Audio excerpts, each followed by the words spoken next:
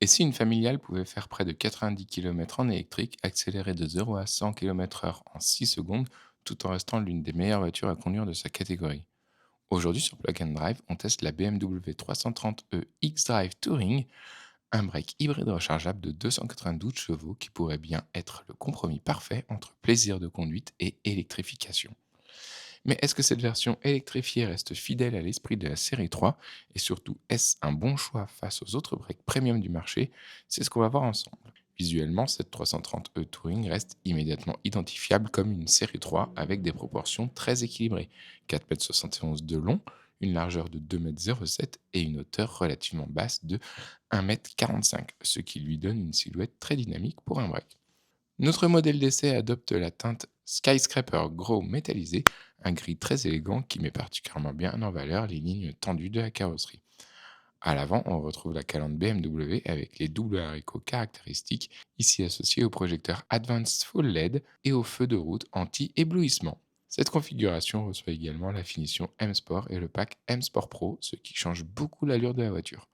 On retrouve notamment le kit aérodynamique M, les freins M Sport avec étrier rouge, les Shadowline M étendus et les projecteurs Shadowline qui donnent un regard plus agressif. Les rails de toit Shadowline accentuent encore le côté sportif du break. À l'arrière, le design reste très épuré avec les feux LED en forme de L, un rayon large et un bouclier spécifique M. Et bien sûr, l'avantage du Touring, un coffre très pratique pour la vie de tous les jours sans sacrifier l'élégance. À l'intérieur, l'ambiance mélange sport et technologie. Notre modèle reçoit la sellerie cuir Vernasca noir avec surpiqûre bleue, un rappel subtil de la technologie hybride. Les sièges avant sont des sièges sport chauffants avec réglage électrique et mémoire côté conducteur. Le conducteur fait face au BMW Curved Display qui regroupe l'instrumentation numérique et l'écran central sous une seule dalle incurvée. On retrouve les inserts aluminium qui renforcent l'ambiance sportive de l'habitacle.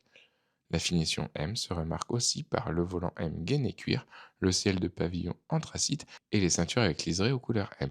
L'équipement est particulièrement complet avec la climatisation automatique 3 zones, l'éclairage ambiance, un accès confort sans clé, une recharge smartphone par induction, un système audio Harman Kardon et Apple CarPlay Android Auto via le pack Connected Drive sans fil évidemment.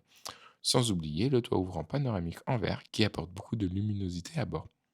Sous le capot, cette 330e associe un 4 cylindres essence 2 litres et un moteur électrique intégré à la transmission. La puissance combinée atteint 292 chevaux et 420 Nm de couple grâce à la fonction Extra Boost. Le tout est associé à une boîte automatique sport avec palette au volant à la transmission intégrale X-Drive. Résultat, un 0 à 100 en 6 secondes et une vitesse max de 225 km/h. Côté hybridation, la batterie permet jusqu'à 90 km d'autonomie électrique en cycle WLTP. Sur la route, on retrouve immédiatement ce qui fait la réputation de la série 3. La direction Direct Drive à démultiplication variable offre une excellente précision.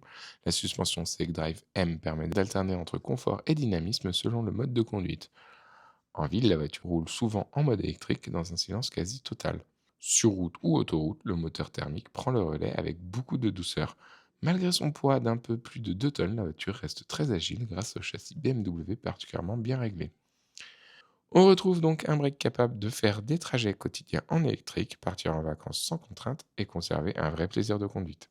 Affiché à partir de 66 850 euros, il faudra compter 91 103 euros pour notre version d'essai.